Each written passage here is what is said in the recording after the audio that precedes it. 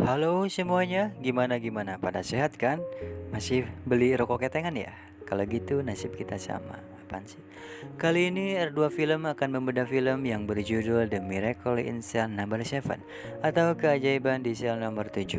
Film yang diproduksi tahun 2013 ini pernah booming dan trending pada waktu itu karena membuat para pecinta film, khususnya film drama Korea, berlinang air mata. Meski filmnya penuh haru dan kesedihan, si sutradara tak lupa menyempilkan beberapa adegan yang mampu mengocok perut para penonton. Gue aja yang awalnya gak suka film drakor, namun saat lihat film ini jujur gue jadi hampir ketagihan nonton film drakor-drakor lainnya. Oke, sebelum dilanjut gue ingetin kalau video ini full spoiler. Dan biar gak pusing juga, gue ingetin kalau film ini alurnya maju mundur cantik. Film ini secara umum mengisahkan seorang ayah dengan keterbelakangan mental masuk sel tahanan karena dituduh membunuh tanpa bukti yang kuat. Sel ini bernomor 7. Saat berada di sel, dia berkawan dengan tahanan-tahanan lain yang ditakuti di sana. Setiap hari dia selalu kangen dan ingin bertemu putrinya yang masih kecil. Bagaimana kisah selanjutnya? Cus Markucus, kita bedah filmnya. Alkisah, ada seorang gadis cantik bernama Yasna sedang duduk manis. Kemudian dia dihampiri oleh seorang polisi. Polisi itu kemudian memberikan sebuah box yang isinya berkas lama tertanggal 23 Desember 1997 tentang kasus penculikan dan pembunuhan oleh Lee Yeon-gu. Yasna pun bilang kepada polisi itu, "Terima kasih ayah." Yasna pun pergi. Di luar, Yasna diguyur gerimis salju. Anjir, gimana sih bacanya yang cocok untuk salju? Pokoknya gitulah. Yasna lalu melihat sebuah balon gas terbang yang talinya nyangkut di pagar kawat sel. Seketika itu juga dia teringat masa lalunya. Singkat waktu, Yasna menemui seorang peramal. Peramal ini selalu salah dalam ramalannya. Si peramal tidak sendiri, dia ditemani asistennya. Tengah-tengah kegiatan meramal, mereka bertiga kedatangan 3 remaja wanita yang salah satunya merupakan anak dari asisten peramal. Yasna lalu menebak kalau anak ini bernama Bongsun. Mereka pun heran kenapa Yasna tahu namanya. Untuk mengetahui kenapa Yasna tahu nama remaja itu akan terjawab di scene berikutnya. Adegan beralih ke sebuah gereja yang sedang melaksanakan ibadah. Saat sedang khusyuk ibadah, tiba-tiba Yasna dan kedua peramal tadi masuk ke gereja, dan si pastor serta pemain piano pun kaget karena ternyata itu Yasna. Scene beralih ke sebuah ruang persidangan. Di sana sudah ada pastor dan teman-temannya yang kelihatannya sudah lama tak bertemu. Lalu bapak angkatnya yang berprofesi sebagai kepala sipir menghampiri mereka dengan sikap segan. Rupanya dulu dia sebagai kepala lapas yang disegani.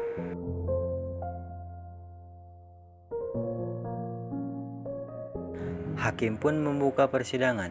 Di sini terlihat kalau Yasna ternyata seorang jaksa pembela. Sidang ini sendiri membahas tentang kasus lama yang menimpa ayahnya, yaitu Lee Yeon-gu.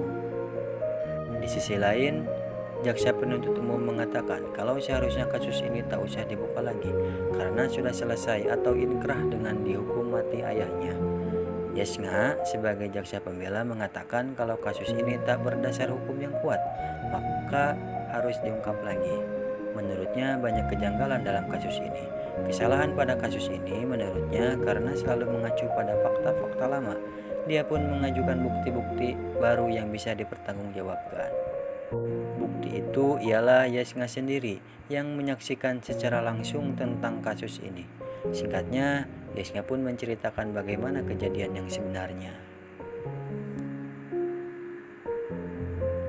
Shin lalu berpindah ke masa kecil Yasna, di mana dia sedang asyik bernyanyi bersama bapaknya, Lee Yeon-gu, di depan toko tas. Yasna yang sudah sekolah menginginkan tas Sailor Moon yang tinggal satu lagi. Ayahnya berjanji akan membeli tasnya itu besok setelah gajian. Namun tiba-tiba tas itu dibeli oleh seorang putri yang bapaknya seorang jenderal polisi. Lee Yeon-gu pun masuk dan memohon agar tas itu jangan dibeli. Dengan lugunya, Lee Yeon-gu ngemis-ngemis pada polisi itu dan mengelus pipi putrinya agar tas Sailor Moon kesukaan Yasna tidak dibeli. Bahkan, saking sukanya tas itu, Yasna kecil bilang ke jenderal polisi tadi kalau mereka berdua sering mampir ke toko itu bahkan 2 kali sehari untuk melihat tas kesukaannya. Merasa jengkel, polisi ini pun menggaplok Lee Yeon-gu tanpa ampun. Melihat kejadian ini, Yesnga pun nangis dan menahan agar polisi tak memukulnya. Pagi pun tiba, Lee Yeon-gu bergegas berangkat kerja untuk menafkahi anak semata wayangnya itu sebagai juru parkir. Beberapa langkah setelah pamit, Yesnga yang cerdas dan lucu ini pun punya tradisi, di mana dia akan menghitung sampai bilangan ketiga, lalu ayahnya pasti menengoknya, dan mereka pun menari-nari dengan mimik muka yang konyol. Adegan lalu berpindah ke tempat kerja Lee Yeon-gu. Di sini dia sedang menghitung uang hasil jerih payahnya. Kalian masih ingat kan dengan anak perempuan yang membeli tas Sailor Moon tadi? Nah, di sini dia menghampiri Lee Yeon-gu saat menghitung uang. Si anak ini nanya apakah dia sudah membeli tas Sailor Moon. Lee Yeon-gu pun bilang kalau dia belum membeli tas itu. Anak ini pun menawarkan agar dia membelinya di toko lain, dan si anak ini rela mengantarnya.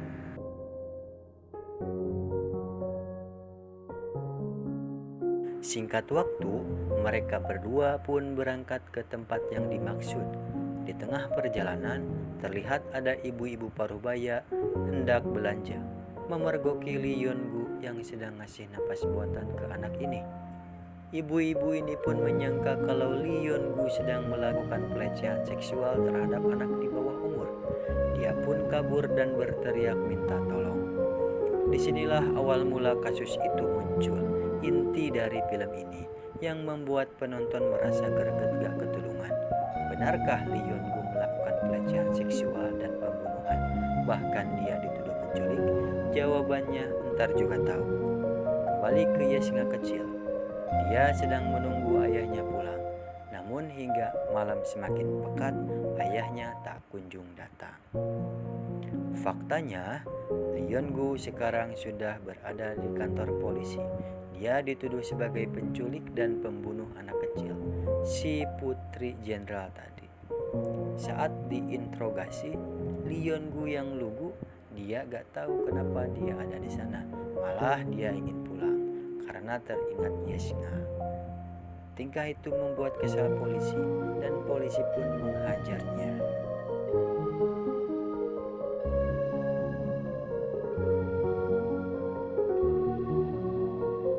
Tiba saatnya Lee Yeon-gu mereka ulang kejadian itu. Dengan kondisi hujan lebat dan sudah dikerumuni warga, Lee Yeon-gu dikawal polisi menuju TKP. Lee Yeon-gu pun mengulangi adegan sesuai apa yang dia alami saat itu. Namun, salah satu polisi mengarahkan dan menekan Lee Yeon-gu untuk buka celana, yang sebenarnya tidak dilakukan oleh Lee Yeon-gu saat kejadian itu. Sontak saja hal itu membuat kesal warga yang melihat rekonstruksi ulang ini, termasuk salah satu keluarga korban yang menghampiri Lee Yeon-gu. Dia membuka masker lalu menghajar Lee Yeon-gu tanpa ampun. Yesnga kecil yang sedari awal menyaksikan reka ulang ini, akhirnya dia menyadari kalau yang selama ini ia saksikan itu ternyata ayahnya. Yesnga kecil pun berteriak memanggil ayahnya. Scene berpindah ke ruangan kepala lapas. Di sini penjaga lapas melaporkan kepada kepala lapas bahwa hari ini ada tahanan dengan kasus S4, yaitu penculikan, pembunuhan, dan pemerkosaan anak dengan nomor tahanan 5482. Saat ditemui kepala lapas, Lee Yeon-gu yang polos tiba-tiba melihat telepon. Lalu dia ingin menelepon Yesnga tanpa memperdulikan kondisinya yang sebagai tahanan. Semua penjaga pun kesal dan menahannya. Lalu si kepala lapas memukul Lee Yeon-gu dengan gagang telepon berkali-kali. Lee Yeon-gu pun akhirnya diantar menuju sel tahanan. Tahanan itu sebelumnya dihuni oleh tahanan lama, seperti Bong Sik dengan kasus pencopetan, kelak jadi asisten Prama. Chun Ho dengan kasus penipuan, kelak jadi pemain piano di gereja. Man Beom dengan kasus perzinahan, kelak jadi peramal. Leader atau ketua geng dengan kasus penyelundupan, kelak jadi pastor. Dan kakek Seo dengan kasus penipuan. Di sini Lee Yeon-gu memperkenalkan diri kepada mereka. Di sela-sela dia memperkenalkan diri, si ketua nanya apa yang dilakukannya hingga dia masuk penjara. Dengan polos, Lee Yeon-gu bilang kalau dia hanya sebagai juru parkir. Merasa ada yang aneh, akhirnya mereka melihat catatan kepolisian yang dibawa oleh Lee Yong-gu itu. Catatan ini kemudian diserahkan ke ketua. Namun ketua malah marah karena dia tak bisa membaca. Akhirnya, catatan itu dibaca oleh Chun Ho. Baru saja mendengar bacaan pasal pertama, si ketua geng langsung menghajar Lee Yong-gu. Lalu pasal demi pasal dibacakan oleh si Chun Ho. Dan si ketua malah terus-menerus memukulnya. Mungkin karena pasal itu berhubungan dengan kejahatan terhadap anak di bawah umur. Puncaknya, Lee Yong-gu ditutupi selimut lalu dikeroyok oleh semua penghuni sel. Kembali ke Yesnga. Saat ini dia berada di sebuah panti asuhan. Sebelumnya, Yesnga menuliskan sebuah alamat di selembar karton dan ditempel di depan pintu rumahnya. Ini membuktikan kalau Yesnga yang masih kecil, dia memiliki otak yang cerdas dan sangat merindukan ayahnya. Di sisi lain, ketua sedang melakukan pembinaan di lapas. Terlihat dia sedang membuat bola sepak. Faktanya, dia sedang menyusun rencana untuk menyelundupkan barang-barang sehari-hari. Ini sesuai dengan latar belakang ketua geng sebagai penyelundup. Aksi ketua geng pun berhasil. Di dalam bola yang sudah ditukar karena keluar pagar lapas, sudah terisi barang-barang kebutuhan dan diperjualbelikan. Lee Yong-gu yang sedang menyendiri melihat seorang yang sedang mengasah ujung sikat gigi dari geng lain yang menjadi pesaing si ketua geng. Ketua geng lain itu sebut saja Bonsai. Dia menganggap bahwa kelompok mereka telah mengacaukan bisnisnya. Singkat waktu, si Bonsai berlari menyerang ketua geng dengan ujung sikat gigi yang sudah diruncingkan. Aksi itu kemudian digagalkan oleh Lee Yong-gu. Lee Yong-gu pun tertusuk ujung sikat gigi tadi. Dia pun terkapar, sedangkan si ketua geng menghabisi si Bonsai yang badannya jauh lebih besar darinya. Karena telah berjasa menyelamatkan ketua geng, Lee Yong-gu pun ditawari hadiah dari ketua geng sebagai balas jasa. Lee Yong-gu awalnya ditawari rokok, tapi dia menolak dengan alasan karena tak baik untuk kesehatan. Sembari terkapar lemas, akhirnya dia pun bilang, "Yes, nga." Scene beralih ke sebuah aula tempat ibadah di dalam lapas. Di sini terlihat jadwal ibadah untuk agama Kristen dengan agenda paduan suara. Di antara personil paduan suara itu terdapat 3 anak kecil yang salah satunya adalah Yesnga. Rupanya di sini ada rencana untuk penculikan Yesnga. Rencana ini sebetulnya sudah dirancang oleh ketua geng sebelumnya, mengingat dia punya banyak akses di luar maupun di dalam lapas untuk menyelundupkan sesuatu, termasuk menyelundupkan Yesnga untuk bertemu dengan ayahnya. Singkatnya, Yesnga pun berhasil diselundupkan ke dalam sel tahanan nomor 7 secara dramatis oleh ketua geng dan timnya. Bonsik yang merasa akan terganggu dengan kehadiran Yesnga, dia berteriak dan mengundang kecurigaan penjaga lapas. Lalu penjaga itu menghampiri mereka. Yesnga yang pandai, lalu dia bersembunyi di balik pintu. Di sini, penjaga memeriksa kamar dan menanyakan apa yang terjadi. Singkatnya, Bonsik yang hampir membocorkan rahasia ini, jari tangannya lalu dipegang oleh Yesnga, dan Yesnga memohon agar tak membocorkan kepada penjaga. Setelah penjaga pergi, mereka lalu berkumpul sambil berbincang-bincang tentang Yesnga yang cantik dan cerdas itu. Yesnga bertanya, "Mengapa ayah di sini? Ayah kan bukan orang jahat." Lalu kakek Seo sembari memberi sepetak susu ke Yesnga menimpal kalau ini bukan penjara, melainkan sekolah. Lee Yong-gu dengan polosnya bilang ke Yesnga kalau ini penjara. Semua orang yang ada di sini semuanya adalah orang jahat kecuali ayahnya. Mendengar Lee Yong-gu ngomong seperti itu, sontak saja semua penghuni merasa kesal dan melihat Lee Yong-gu dengan tatapan penuh amarah. Di sini Yesnga hanya punya waktu 2 jam untuk bertemu ayahnya. Namun, Man Beom yang sedang bertugas membersihkan WC dapat kabar kalau pendeta itu terjatuh, yang artinya kepulangan paduan suara dipercepat termasuk Yesnga. Itu artinya Yesnga pun harus segera dikembalikan pada rombongan. Mendengar itu, Yesnga awalnya marah dan menangis. Katanya 2 jam, tapi dia baru menghabiskan 30 menit. Singkatnya, Yesnga dijanjikan akan bertemu ayahnya lagi. Yang penting, sekarang dia bisa dikembalikan lagi oleh Man Beom ke aula tadi. Man Beom pun berlari membawa Yesnga dengan terburu-buru. Namun nahas, dia ketinggalan rombongan yang sudah pergi menggunakan bus. Yesnga pun masuk ke kamar sel lagi. Mereka pun kembali bersatu. Saat sedang makan, terlihat Bonsik merasa terganggu dengan keceriaan Yesnga dengan ayahnya itu. Mereka pun berencana untuk memulangkan Yesnga dalam 2 hari lagi, karena ada acara keagamaan lagi. Malam pun tiba. Sebelum tidur, Ryongu berjanji akan membelikan tas Sailor Moon untuk Yesnga. Namun, Yesnga malah mengingatkan ayahnya agar nanti di persidangan menceritakan kepada hakim yang sebenarnya kalau ayahnya itu bukan seorang penjahat. Mendengar ada suara wanita, penjaga sel yang sedang berjaga menghampiri kamar mereka. Di sini, Man Beom selalu melihat situasi luar menggunakan kaca spion buatannya. Dan benar, penjaga itu menghampiri kamar mereka. Yesnga pun ngumpet di balik pintu lagi. Pagi pun tiba.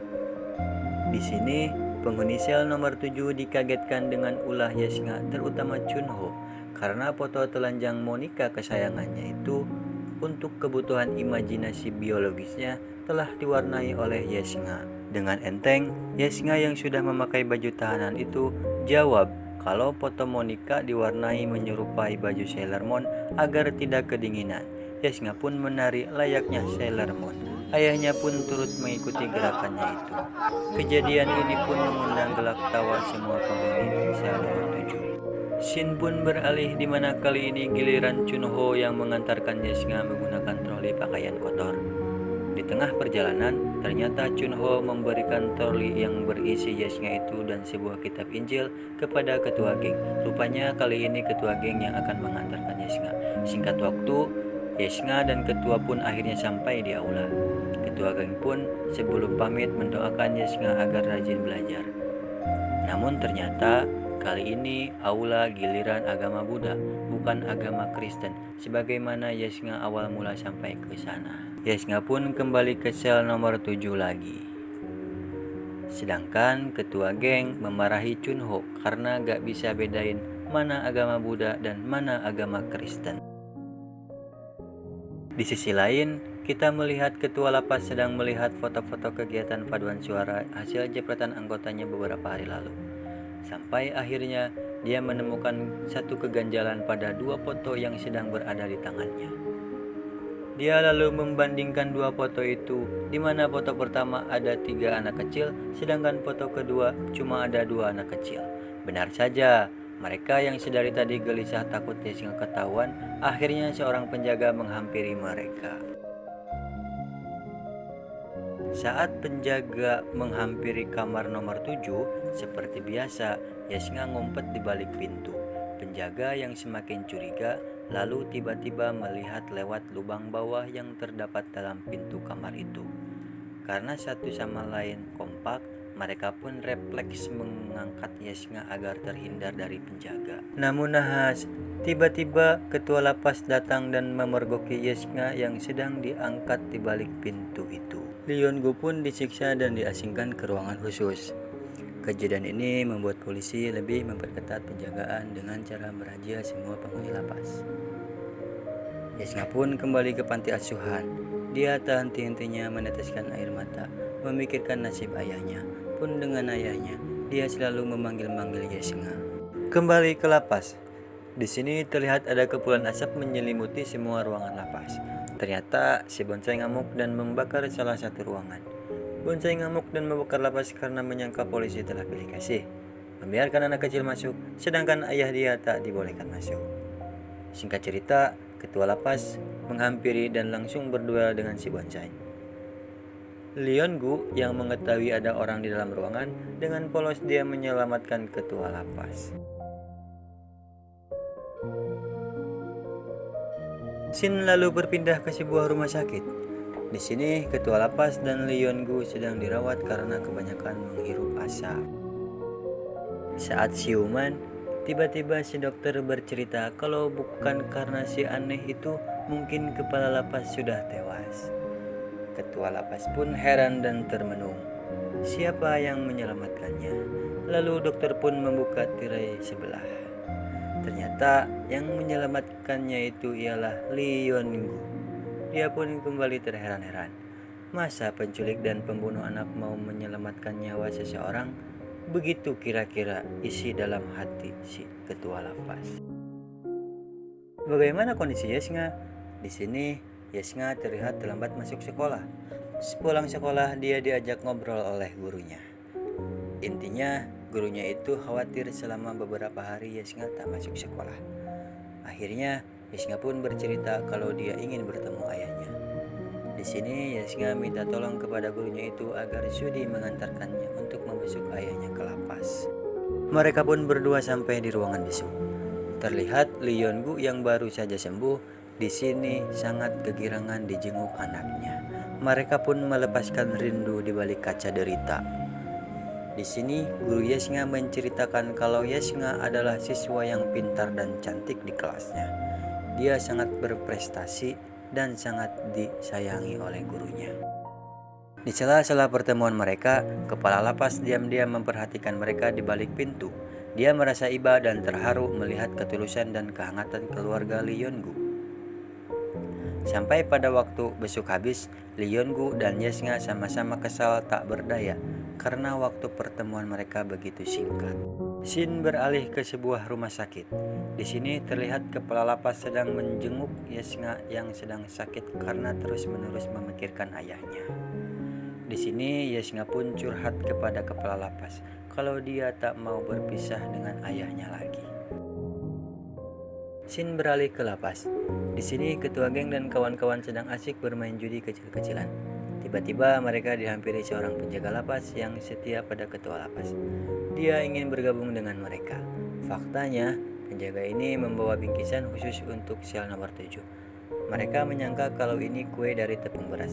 Sedangkan Leon Gu dengan perasaan kacau, dia bilang kalau isi bingkisan itu ialah Yesnga.